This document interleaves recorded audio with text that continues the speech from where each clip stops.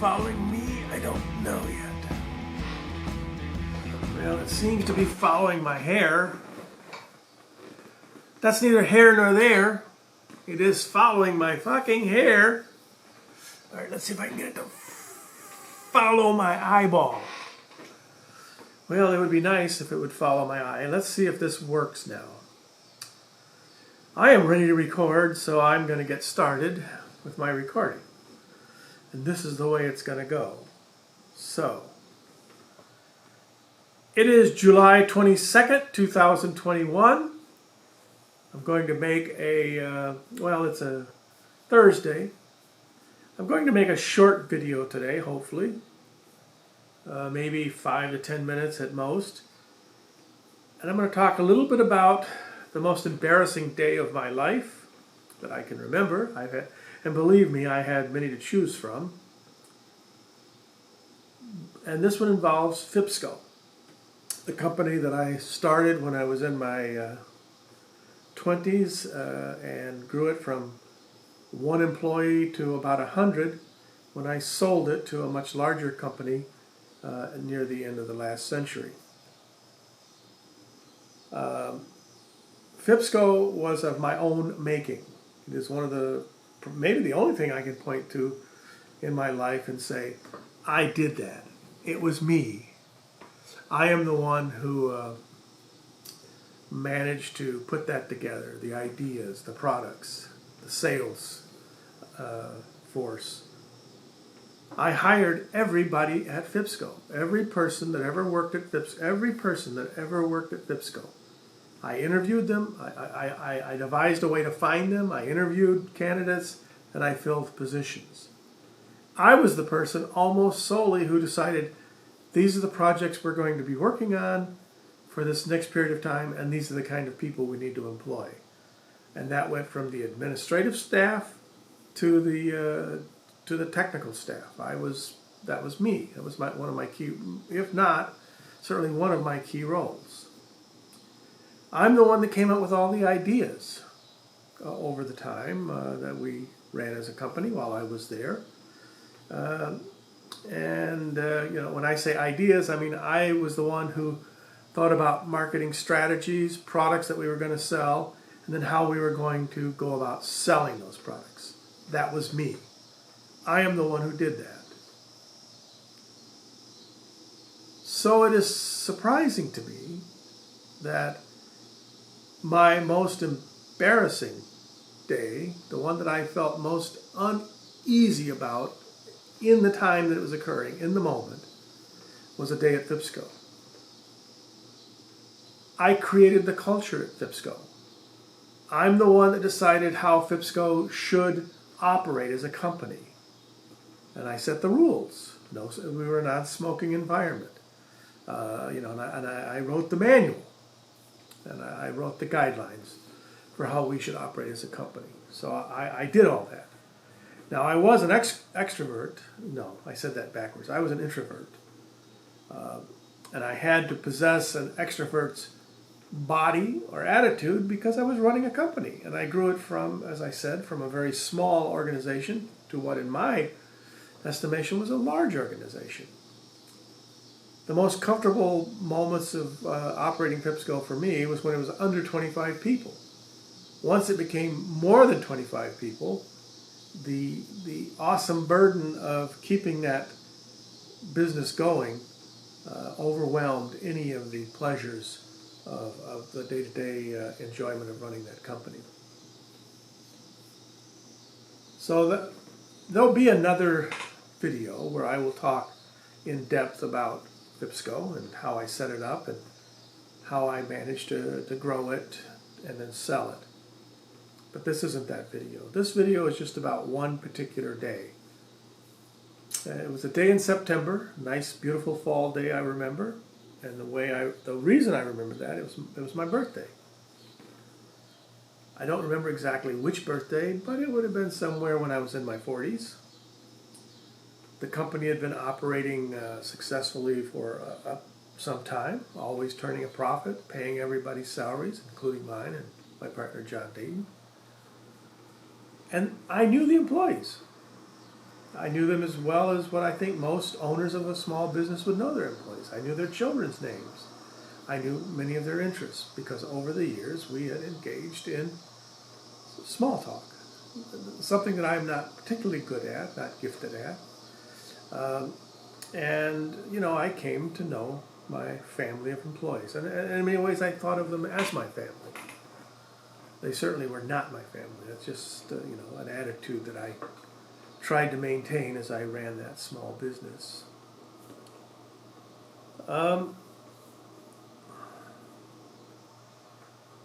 We had social activities. We did things together. The guys at the company, we played basketball at lunchtime. We had a pool table where we played billiards. We had ping pong table. We had a lunch area where we could sit together and eat. And we had the things that a small business can provide.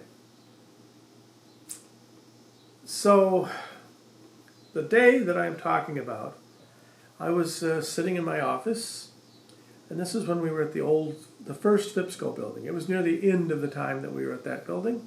We had outgrown the facility. We were occupying 3 separate buildings, a storefront on Fairview Avenue, a warehouse which we had converted into some office space, and a warehouse which had no address. It was just an appendage to our Fairview address. And then we had exposure on the main street of Park Ridge in another building, which we occupied the first floor, which we built out in a very, I'm giving too much detail, but we occupied 3 buildings, and we were connected by phone lines. And I was sitting in my office, which at that time I had moved into what I would call building number 2, which had, I guess I should explain this. There's no explanation for it. It's just I just thought it would be nice to see how I would, look with some hair. How does that look? Well, it looks stupid. So anyway, I forgot I had it on. I was going to make some joke at the beginning of this thing, and I never did. And now it looks like I'm 7 minutes into this, and I haven't even started the story. This is why I can't do things in 5 minutes, and and it's hard for me to do things in 10 minutes. So I was sitting in my office, second floor of building number 2. I occupied a very nice office above the Baskin's 31 ice cream parlor, which, that was a nice thing to have in the summertime. If you felt like a snack, you could run down to 31 Flavors and get an ice cream cone. There was a butcher below us as well, and again, I'm getting into too much detail. But I'm sitting in my office when one of my administrative assistants, Pat, knocked on the door and said that there was a problem in the warehouse that needed my attention, and I needed to come over. Some police involvement. And I guess I got sucked in. I knew it was my birthday, but I had forgotten this idea of surprise birthday parties because I had made it clear as I made anything to my employees, that I don't enjoy surprise birthday parties, and I certainly don't enjoy big surprises on my birthday. Every year I would order a cake, and we would sing happy birthday, and then I tried to do the same for other employees when their birthdays came. I tried to make sure that they got a cake as well. And so I didn't associate being summoned to go to the warehouse to my birthday. I didn't make the connection. So making small talk with Pat, who I learned later arranged this whole thing, and that just stifled. That just is beyond my imagination that Pat could do this, that she would do it. It just didn't fit in anything that I knew about Pat. I guess if you get right down to it, I didn't know my employees all that well, but I would certainly never expected this of Pat. So I go into the warehouse with her, and there's a policeman there waiting, and it's a policewoman, and she's talking about some problem that exists with whatever, and kind of fit. You know, it could have been a real thing because we did have trouble with the Park Ridge police, especially with the lack of parking in the neighborhood. We were always on the edge of violating every parking rule that Park Ridge had set because we didn't have a large parking lot. We only had a space for a couple of cars, and we ended up parking on the street all the time. Anyway, it became evident pretty rapidly in this encounter I was having with this young policewoman that she was not a policewoman, that she wasn't there to talk about parking tickets. She was there to punch my ticket and put on a strip show for me. Okay, there's nothing that I've ever said to any employee except maybe my partner, you know, in a moment of unguarded conversation, I might have said some things that might have led him to think that I might enjoy, you know, a visit from a striptease artist, but I really didn't want a visit from a strip artist, a striptease, whatever you call them, a stripper, in the form of a police lady. She was quite attractive, and she smelled very nice, and she was quite young. As she was in her 20s, I'm sure, and not that far into the 20s. And she quickly put me in handcuffs and did all the, you know, the stuff that you do when you're going to do a striptease. Which, okay, this is stupid, but you know, I can play along. I can let this continue. But then I noticed that all my employees have gathered in the warehouse. That was the biggest area that we had at the time where we could gather our employees, and they were all in there. And I noticed that in the back of the room was my wife. Now, if you knew me, you knew I mean, if I had interest in a strip show, I would keep it to myself. And if I was going to go to a striptease place, I would go on my own and see it, although I never had. And so, even if I had interest, I had never acted on it, and I never shared it with anyone else. But yet, here was this beautiful young blonde lady now, had informed me that she was going to go as far as I would allow her. She told me that quietly as my employees were gathering, and I had no idea what that meant, but it wasn't comforting words, considering what was going on. And I was trying to, you know, if it was a practical joke, I was trying to play the role of someone who could take a joke. But this was a pretty aggressive joke. I mean, putting a beautiful young woman doing a lap dance, or suggesting she's going to do a lap dance for you with all of your employees looking on, was not my idea of a good time. So I let it go on for, you know, a few minutes until she had. I don't remember. It's kind of a blur to me. It was many years ago, and even on that day, I think I went into some mild form of shock that this would happen in front of my employees, in front of my wife. You know, it's just now. If this is something they discussed with my wife beforehand and she thought, oh, this is a good idea, he'll enjoy that, that would come as a shock to me as well, because I had never suggested that to my wife. And I didn't think it was something that she would enjoy either participating in or watching.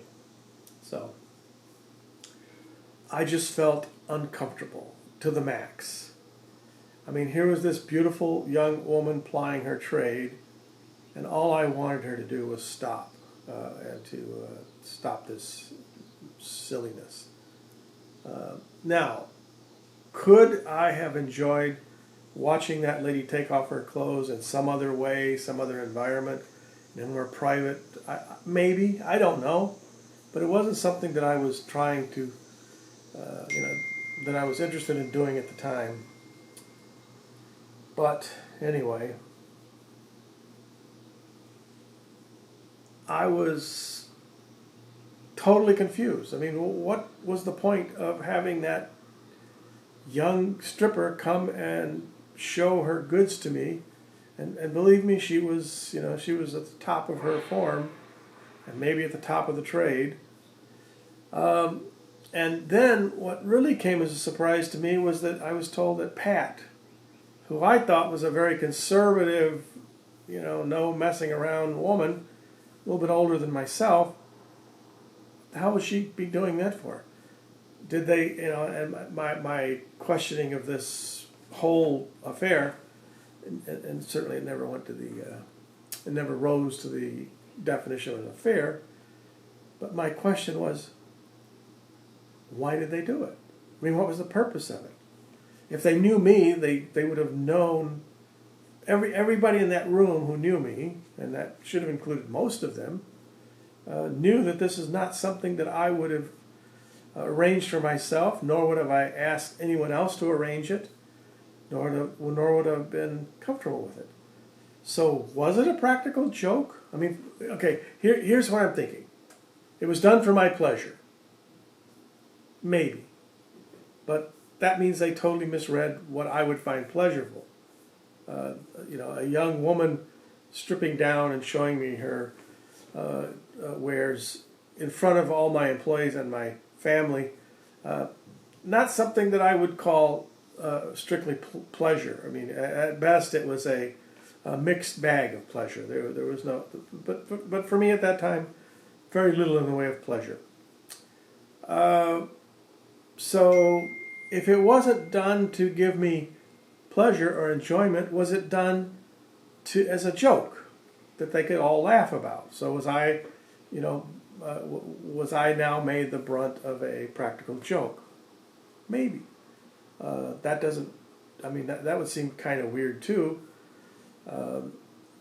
But possibly. I mean, I've done probably practical jokes on people over the years with just about as much sensitivity as what they had done for me that day.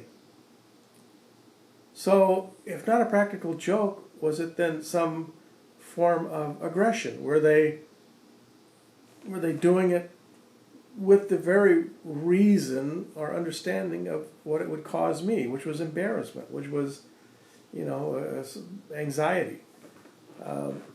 So what was the point of them doing it? I do not know to this day.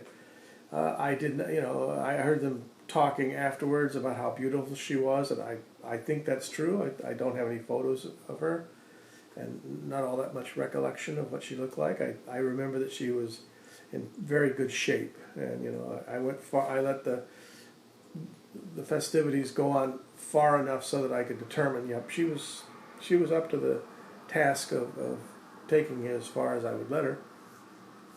But what was the point? To make me feel bad? To make me anxious? I mean, I could have declared on the spot, if anybody would have been listening, worst birthday present ever. If it had been given to me in the privacy of my own home or something more discreet, maybe a better gift, but certainly not out in the open in front of my other employees. And the fourth possibility is that maybe I had exuded and given to them the impression that was the kind of thing that I would enjoy. I mean, how do you make such a misjudgment on what someone, if someone said to you, what would you like for your birthday? And you give them a list and you say, well, I'm not sure what I want for my birthday, but here's a list of things that I don't want. And right on number one would, do not hire a female fake police person to come and strip in front of me and all of my employees and my family. That would have been like number one on the list of what I don't want. So, if they didn't do it as a practical joke, which it wasn't funny, it's hard for me to think that in those terms, and they didn't do it as an aggressive attempt to make me feel just the way I did, then they were doing it based on what they thought I would like, which is a sad conclusion as well. I don't remember going home that evening. I mean, I don't clearly remember how that day ended, but I can kind of imagine what the conversation was. there's no way Nanette was in on pre-planning of that event.